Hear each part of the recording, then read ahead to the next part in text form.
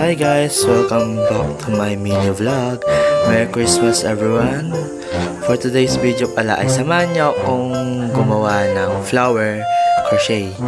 Hindi ako expert sa paggagawa nito, but I will try my best para lalong kumanda ang gawa ko.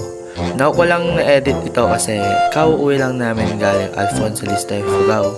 Doon kasi kami nag-celebrate ng Christmas kagabi. Yes, kagabi. Dahil ang Christmas is for Christ. Dahil si Jesus ang nagligtas sa atin sa ating mga kasalanan. Christ is our Savior and Lord. Kung first time ka lang sa pag-crochet is mahirap talaga. Tulad ko, nung unang tinuruan ako ng friend ko na gumawa nito is nahirapan talaga ako, pero nagpursige akong matutunan talaga to kasi gusto ko talaga matuto mag-crochet. And hanggang ngayon is pinapractice ko pa rin siya.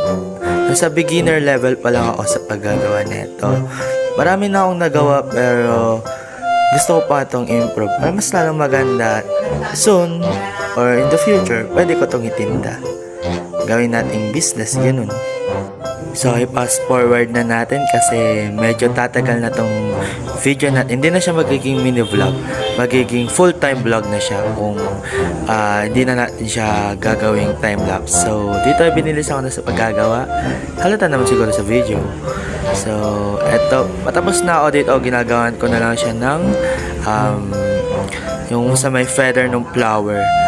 And ito na yung mga nagawa ko. Kukuntingin ko na lang ito, then tapos na tayo sa paggagawa ng flower. Ikat lang natin yung mga excess part ng yarn para malinis siya. Malinis siyang tignan.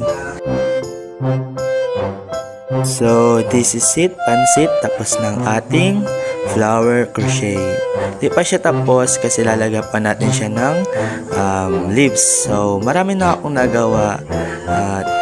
Gagawa pa ako ng iba pa para maitinda natin kasi wala na tayong pera.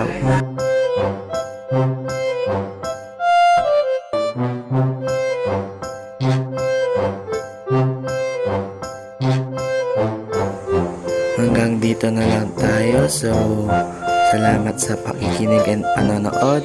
See you to the next vlog. Bye!